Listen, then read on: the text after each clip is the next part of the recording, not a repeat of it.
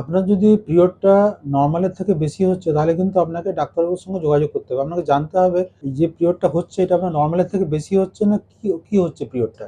এটা কিন্তু জানা দরকার। কিভাবে জানবেন এটা আমি আপনাদের এই ভিডিওতে যা বলছি। প্রথম হচ্ছে আপনার যদি দেখেন আপনার পিরিয়ডের সময় প্রত্যেক ১ ঘন্টা ২ ঘন্টা বাদে, বাদে আপনাকে ন্যাপকিন চেঞ্জ করতে হচ্ছে, তাহলে কিন্তু যা বুঝতে হবে যে আপনার পিরিয়ডটা নরমাল যেরকম হওয়ার কথা তার থেকে অধিক পরিমাণে হচ্ছে। দ্বিতীয় হচ্ছে আপনার পিরিয়ডটা হওয়ার জন্যে আপনার দেখা যাচ্ছে আপনার পিরিয়ডের পরে বা পিরিয়ডের সময় শারীরিক খুব উইকনেস হচ্ছে, খুব ফ্যাটিগ হয়ে যাচ্ছে, ভাটাইগ হচ্ছে, মাথা ঘুরছে, তাহলে কিন্তু আপনাকে বুঝতে হবে আপনার পিরিয়ড বেশি হচ্ছে। যদি দেখা যায় আপনার পিরিয়ডের সময়টা ৭-৮ দিন ধরে চলছে পিরিয়ডটা, তাহলে বুঝতে হবে আপনার পিরিয়ডটা বেশি হচ্ছে। অথবা আপনি দেখছেন আপনার পিরিয়ডের সময় লার্জ ব্লাড ক্লটস পাস করছেন, বড় বড় রক্তের দলা বেরোচ্ছে পিরিয়ডের সময় ভ্যাজাইনা দিয়ে, তাহলে বুঝতে হবে আপনার পিরিয়ডটা বেশি হচ্ছে।